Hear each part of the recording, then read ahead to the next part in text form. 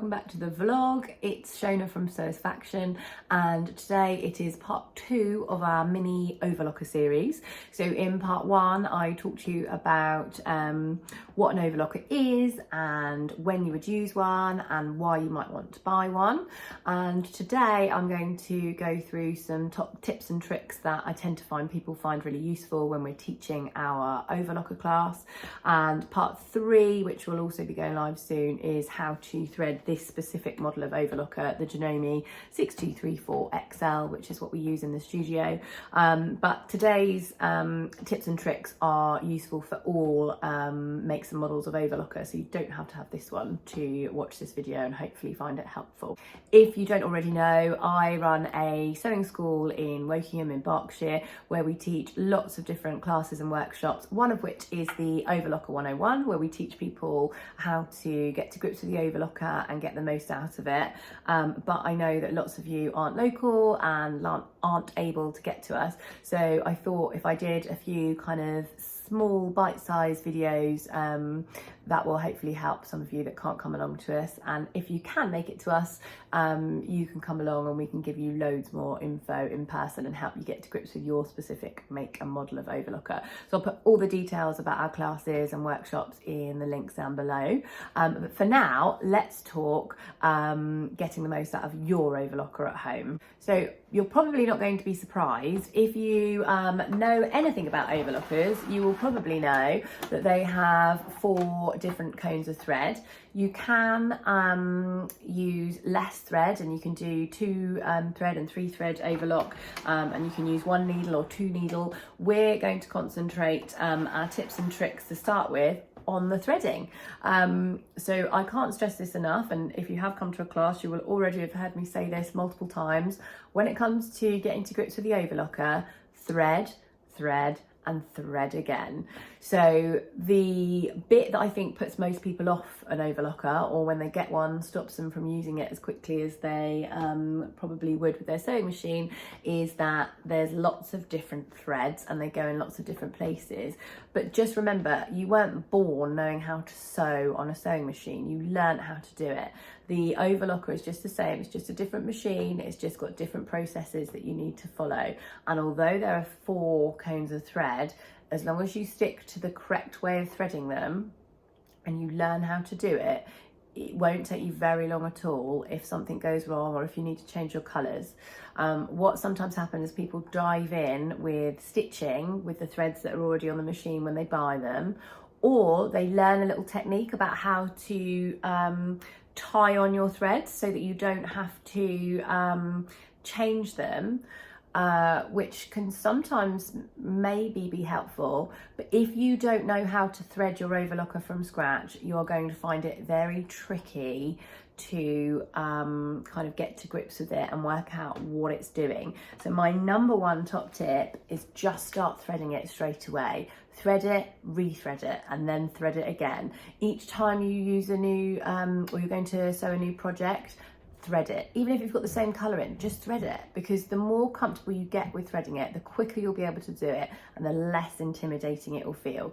So yeah, try not to look for quick fixes, try and just get quicker at doing it from scratch, which I know might feel a little bit intimidating at first, but I promise you it's the best way to feel more comfortable with your overlocker. Thread, thread and thread again. The second part about threading is to get familiar with your lower looper. So your lower looper thread is the thread, if I open this up, the thread that tucks in under here.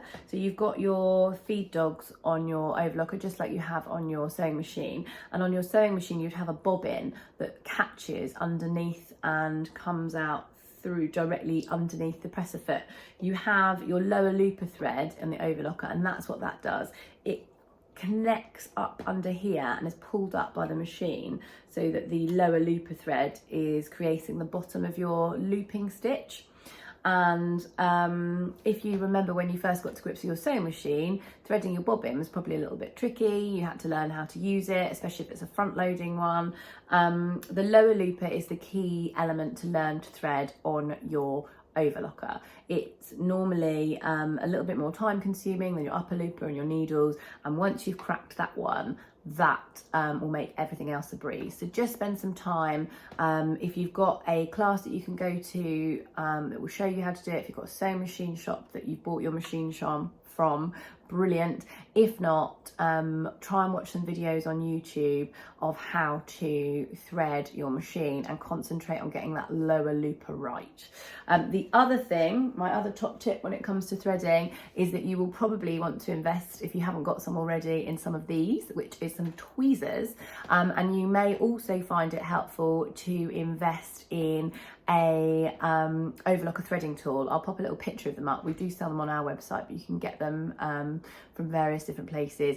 If you have a slightly trickier to thread lower looper, it can feel like you're playing a game of Operation trying to thread everything up. So tweezers and one of the overlocker threading tools are really handy. Let's not make life more difficult for ourselves than we need to. Let's use the proper tools, and these are brilliant. One final thing on threading. I get asked a lot of the time about the big cones of thread and how to keep all of the colours that you need, and does it get expensive, etc, etc. So a couple of top tips on thread. Buy good quality thread, same as with your sewing machine. The kind of unbranded, really fluffy stuff tends to snap. You can buy thread cones in different lengths, so normally between like 1,000 and 10,000 meters of thread, which is why you get the kind of thinner, shorter cones and also the larger ones. They will be larger than the spools that you use for your sewing machine, because the looper threads that wrap the edges use a lot more thread. So if you were just using a small thread spool like this, you would go through loads and loads. So you will want to be using the bigger cones on your looper threads at least. So the reason I mention that is because if you think about your overlocker stitching, your looper threads are on the inside of your seam, and then you have two needles, and it's only your left hand needle thread that can be seen from the inside of your garment. So what I tend to do is keep a supply of basic colours in my overlocker cones. So I have like blue, black and white in the large cones, and then what I do is I remove the little plastic cones at the back here and pop a smaller standard thread on my left hand needle thread. So I have 3 large cones and then 1 smaller standard needle thread on my left hand needle, and that means that all of the 3 larger cones will be hidden. They'll be on the loopers and the right hand needle, and the only one that is possibly visible from my garment, the left hand one, I'll match in my smaller spool. Now that means that you don't have to have 4 large expensive cones of thread in every single colour to match your fabric. So hopefully that's a little bit more cost effective for you. Another point to note though is that overlockers can be quite sensitive when it comes to tension, and if you are using lots of different weights and qualities of thread in your machine, it may not like it. So I stick to, as I say, branded Gutermann, Moon threads, etc. on the larger cones, and still a good quality thread on my left hand needle spool. Because I'm just using it on the needle, it's just a standard line of needle stitching, so it doesn't use as much thread as it does on the loopers. Next point comes back to threading again. So if you're finding that your machine isn't making a chain of thread or isn't stitching properly, the first thing that you want to do is rethread it from scratch. Okay, so normally we kind of get a bit hung up on these tensions, sometimes the same as we do on the sewing machine, and it very often isn't a tension issue. It's that we've missed a little catch somewhere, or we threaded the machine in the wrong order, or our thread quality isn't great. So check all of those things and rethread from scratch, making sure you're following all of the steps that you need to follow. If you are really confident that you know how to thread your machine and you normally do it no problem, and then there's suddenly an issue, then yes, obviously it could be your tension. Something else you might want to think about though is that it could be your needles. So again, regularly change your overlocker needles. It's just a kind of matter of physics. If you think about how fast they go up and down, how much you're using them in comparison to your sewing machine needles, you do need to change them. They will blunt, okay? So make sure you're using your overlocker needles and you're changing them regularly. And I'm not sure if you'll be able to see on here, but these needles are staggered. So the left-hand needle is higher than the right-hand needle. They are supposed to be like that. So when you pop your needles in, often I see people try and level them off. Don't do that. You won't get a neat stitch from that. So just make sure you push your needles up as far as they will go, and they'll hit a little stopper up here and then tighten them up. And that should mean that they're actually staggered. One is higher than the other. So just make sure you bear that in mind. Another little tip that I have is when you are overlocking a seam that you've already stitched on the sewing machine, and you want to be very careful that you don't go over your original stitch line, there are some little markings on your foot. So most models of machine have this, not all of them, but most have either a single or double notch at the bottom of the machine foot. Some of them have a little circle as well. I'm going to pop a little close-up video so you can see what I'm talking about, or photo so you can see what I'm talking about here.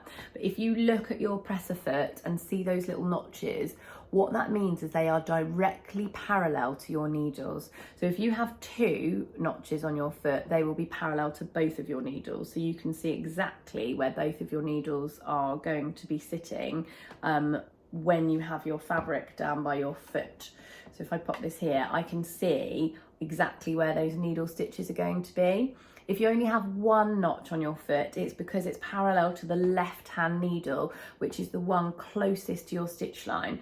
So what you want to make sure is that the left-hand notch never goes past your stitch line. So it makes it a lot easier looking at the tip of the foot and trying to make sure you're keeping it away from your stitch line than it does if you're just looking up at the needles and trying to keep them away. So use those notches or that little circle to your advantage, because they're there to help keep you on track. Final couple of tips that I wanted to give you that I think will help. A lot of the time people just stick to the basic settings on your machine, and there's lots of different things that you can do with the tension dials, but it's probably a bit too much for this video to go into all the different things that you need to adjust. But remember, these dials do all work independently of each other. So if you adjust your lower looper thread, you may well find that that pulls in or loosens the bottom thread, and vice versa on the top. So if you're finding that things are coming through too tight or too loose and your looper thread isn't meeting exactly on the edge, then that is something that you might want to adjust. Same with your needle stitches. So if you're getting skipped needle stitches, obviously check that you've changed your needles like I mentioned, and that your needles are in as far up as they're supposed to go. And then if you're still getting skipped stitches, just check that you have caught it in the thread guides here and in between the tension dials where the thread is supposed to run. Some models, not so much these ones, but some models have the dials set back at an angle, and it's very easy for your thread to just sit on top of the channels, on top of the tension disc, rather than being right in between.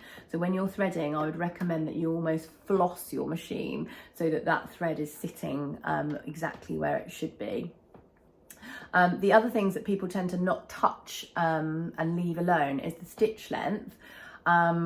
If you are working with a fabric that is very prone to fraying, is quite fine and lightweight and is very prone to fraying, you will probably want to lower your stitch length. So your stitch length affects the gap between your stitches here. So obviously a shorter stitch length will mean more thread and a smaller gap, and it means it's wrapped a lot more thoroughly, a lot more closer together. So if your thread is fraying a lot, there's a lot of alliteration in here.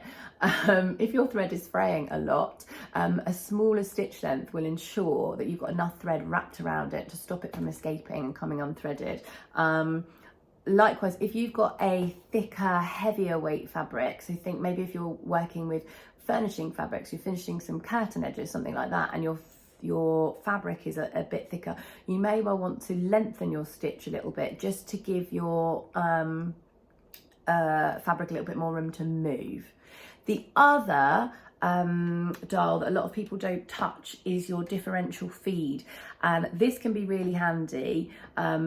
Again, do some more research for your specific model, but your differential feed controls your feed dogs. So unlike on your sewing machine, where you have one feed dog that moves like this to feed the fabric through, on the sewing machine you have two. You have a front feed dog and a back feed dog, and they can either work at the same speed or independently of each other. So you can have one going much faster and one going much slower, and that affects the amount that your fabric is stretched as it's pulled through. So if you're getting wavy edges, which is a really common thing with stretched fabrics, you may well want to adjust your differential feed, either raising it or lowering it.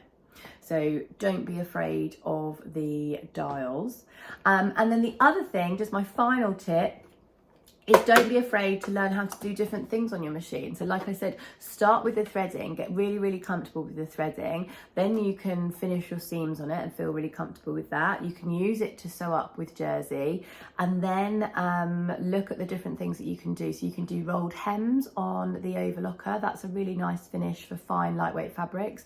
You can do blind hems, which work really well for finishing jersey hems on an Overlocker without having to use a sewing machine at all. You can do a faux flat fell seam, which is faux flat lock seam, slightly different, faux flat lock seam, which is actually I was going to show you because I've got some leggings on. The type of seam that you would get from a cover stitch machine.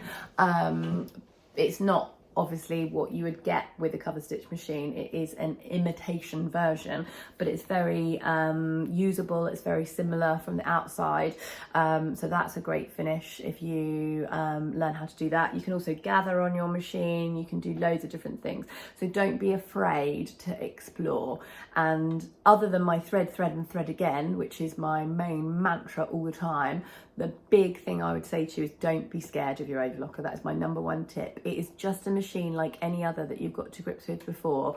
Yes, it has a few extra threads and a few extra dials and things, but once you learn how to thread it, you will have overcome the main bulk of the challenges. Okay, spend some time getting used to your Overlocker. Spend some time looking at how the tensions work on different types of materials, looking at what it looks like and what you need to do and what you need to adjust to get your fabric to lay flat with your loopers meeting on the edge and your needle stitches laying nice and flat as well.